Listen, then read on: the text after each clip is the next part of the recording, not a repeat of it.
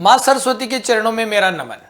देखिए स्टूडेंट्स, आज अपन कुछ एक महत्वपूर्ण जो ऑक्सीडेशन नंबर है उनके बारे में डिस्कशन करेंगे।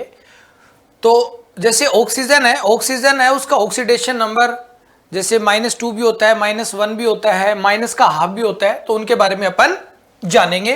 तो यहाँ पे देखिए आपके सामने ये हाइड्रोजन ऑक्साइड है, जल है, और इसके अंदर ऑक्सीजन का जो ऑक्सीकरणांक है, ऑक्सीकरण संख्या है, वो क्या रहेगी।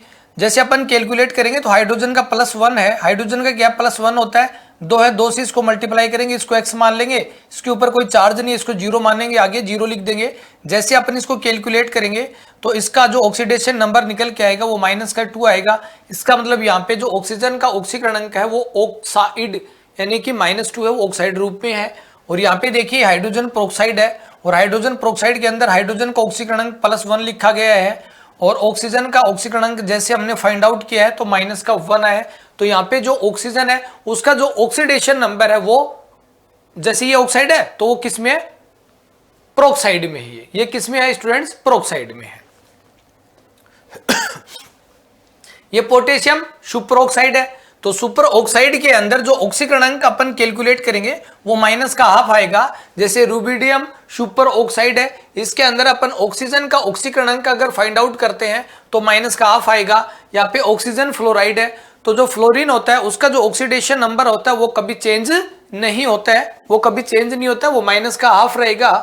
तो -1 रहेगा, -1 रहेगा। जैसे अपन ऑक्सीजन का x मान लिया, इसका -1 2 से मल्टीप्लाई करेंगे, जैसे अपन कैलकुलेट करते हैं तो यहाँ पे जो ऑक्सीजन है वो +2 कंडीशन में है। ऑक्सीजन का जो ऑक्सीकरणांक है, ऑक्सीकरण संख्या वो +2 है। इसके बाद HCl है, ये हाइड्रोजन क्लोराइड है, लिथियम हाइड्राइड है, कैल्शियम हाइड्राइड है। तो हाइड्रोजन होता है उसका जो ऑक्सीडेशन नंबर है, जो ऑक्सीकरण अंक है, ऑक्सीकरण संख्या है, वो ज्यादातर अपन +1 ही मानते हैं, लेकिन यहाँ पे देखिए -1 भी आ रहा है। तो यहाँ पे जो हाइड्रोजन है वो हाइड्राइड्स के रूप में है। किस रूप में, वो हाइड्राइड्स के रूप में है। तो यहाँ पे जो हाइड्रोजन है उसका अपन ने x मान लिया है, क्लोरीन का -1 होगा। जैसे अपन इसको कैलकुलेट करते हैं तो हाइड्रोजन का जो ऑक्सीकरण अंक है वो +1 आ रहा है। यहाँ पे लिथियम हाइड्राइड है, लिथियम का +1 है, हाइड्रोजन का अपन x मान रहे हैं। जैसे अपन इसको कैलकुलेट करते हैं तो जो हाइड्रोजन का ऑक्सीडेशन नंबर निकल के आता है वो -1 निकल के आएगा, यानी कि हाइड्राइड रूप में। कैल्शियम का +2 होगा, हाइड्रोजन का x मान रहे हैं, 2 से मल्टीप्लाई करेंगे इसको। जैसे अपन इसको कैलकुलेट करेंगे तो अपने सामने निकल के आएगा -1, यानी कि आपके सामने देखिए हाइड्रोजन का इधर +1 आ रहा है, इधर -1 आ रहा है।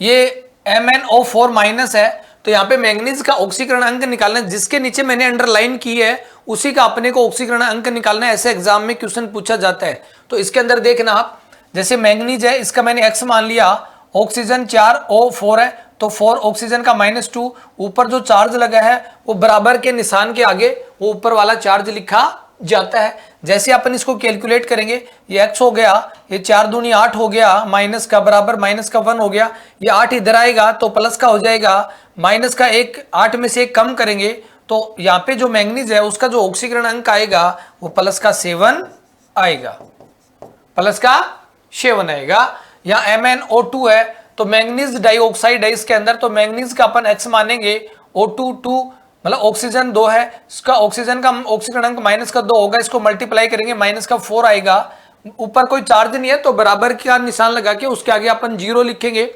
जैसे अपन इसको कैलकुलेट करते हैं तो x ये -4 है, बराबर के निशान के विपरीत डायरेक्शन में जाएगा तो +4 हो जाएगा, यानी कि Mn का यहाँ पे ऑक्सीडेशन नंबर क्या है, +4, और यहाँ पे Mn का ऑक्सीडेशन नंबर क्या है, +7 है।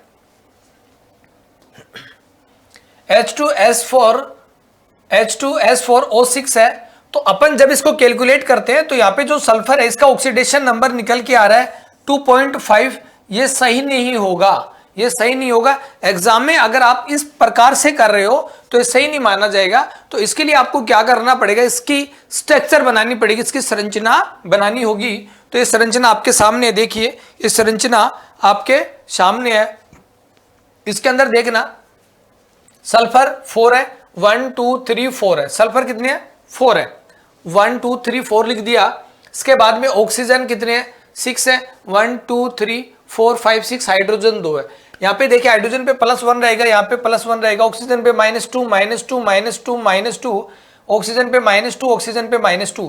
तो देखिए ये -2 है इधर, यहाँ पे हाइड्रोजन का +1 है, तो एक +1 है, एक -1 कैंसिल कर देगा, माइनस का 1 रहेगा क्योंकि माइनस के 2 है, एक +1 से कैंसिल हो जाएगा।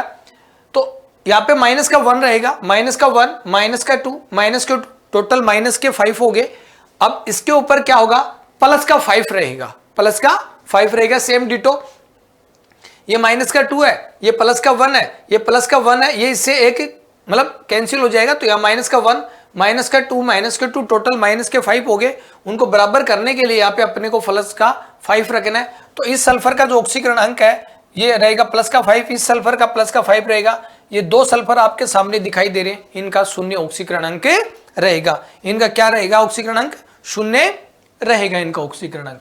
ठीक है, इसके बाद देखिए 0 ऑक्सीकरण अंक रहेगा। आपको ऐसा जब भी ऑक्सीकरण अंक पूछा जाता है तो आपको क्या करना है, उसकी स्ट्रक्चर बनानी होगी, संरचना बनानी होगी। विदाउट संरचना अगर आप कैलकुलेट कर रहे हो तो गलत हो जाएगा।